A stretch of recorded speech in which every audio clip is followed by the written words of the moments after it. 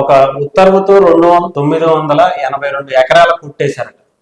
అది కూడా చిత్తూరు పెద్దిరెడ్డి లీల.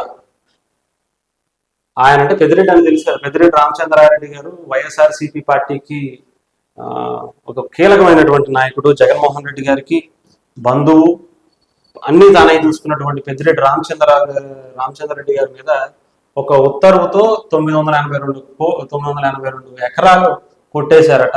అది కూడా పొంగనూరుకి సంబంధించిన జమీందారు పట్టా నుంచి మొదలు పెట్టారు.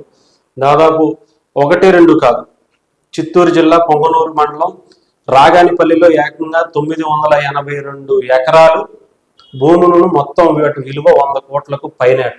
రెవెన్యూ దస్తావేజుల్లో ఆధీనంలో ఉన్నటువంటి ప్రభుత్వ భూముల పేరుతో నమోదైన ఆ భూముల్ని గతంలో పనిచేసిన కలెక్టర్లు, సంయుక్త కలెక్టర్లు కాపాడుతూనే వచ్చారు. కానీ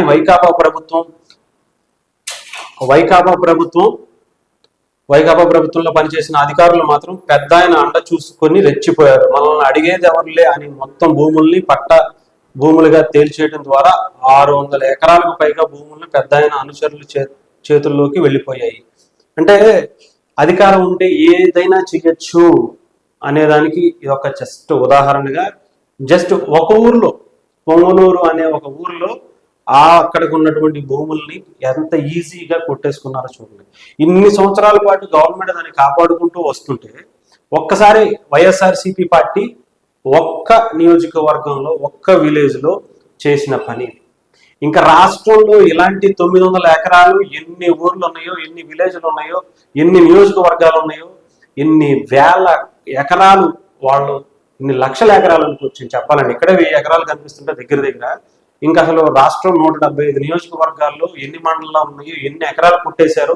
ముఖ్యంగా భూ సంరక్షణ చట్టం అని చెప్పేసి ఏదో తీసుకొచ్చారు కదా జగన్మోహన్ రెడ్డి గారు. దాని మీద ఆఖరికి ఆ రాజులు ఏంటది పునాది రాళ్ళ మీద కూడా ఆయన ఫోటోలు, జగనన్న భూ సంరక్షణ చట్టం అని చెప్పి కొంతమంది, నేను మొన్న పిఠాపురం వెళ్ళినప్పుడు దాని మీద ఇది పోస్తున్నారు, ఈ పోయాడురా బాబు అని చెప్పుకుని.